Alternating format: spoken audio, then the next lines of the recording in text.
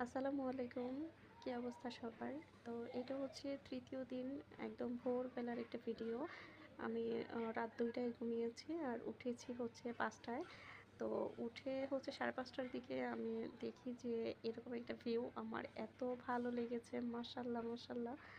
আর আমি আল্লাহর কাছে এই পর্যন্ত যতগুলো দোয়া করেছি আল্লাহ আমার সবগুলো দোয়াই কবুল করেছে। শুকরিয়া আলহামদুলিল্লাহ। তো আমি ১ম দিন, ২য় দিন অনেক বৃষ্টি ছিল। এজন্য আমি আল্লাহর কাছে দোয়া করছিলাম যে ৩য় দিন যেন অনেক সুন্দর একটা রোদ থাকে। তো সকাল, সকাল আমি উঠে শাড়ি পরেছি। তারপর সাজুগুজু করে এই তো আমি সমুদ্রের পাড়ে চলে এসেছি। অনেক ফটোশুট করেছি, ভিডিও করেছি। তো এই তো পানিগুলো দেখলেই আমার মানে অনেক ভালো লাগে যে একটা ঢেউ আসে, আ ভালো লাগে। তাই তো এই ভাইরাল শাড়িটা আমি পরেছিলাম। তো এরপরে হচ্ছে ভাবলাম যে আমি যেহেতু অনেক ছবি ভিডিও করেছি, হাসব্যান্ডকে একটু খুশি করা যাক। তো আমি বললাম যে, "তুমি ঘোড়াতে উঠো, আমি হচ্ছে ভিডিও করে দিই।" তো সে অনেক খুশি, ভিডিও করেছি অনেকগুলো।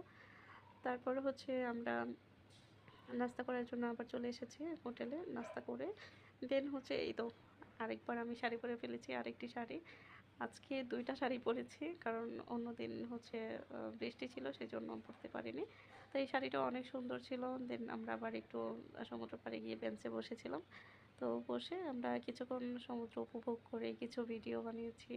তারপরে হচ্ছে আমরা আ ছবি তুলেছি। খুবই মজার কেটেছিল। আর সেই দিনের আকাশটা এত সুন্দর ছিল সুবহানাল্লাহ, মাশাআল্লাহ। মানে কি বলবো বলার বাইরে। তো আমরা নিজে, নিজেই একটু ভিডিও করছিলাম।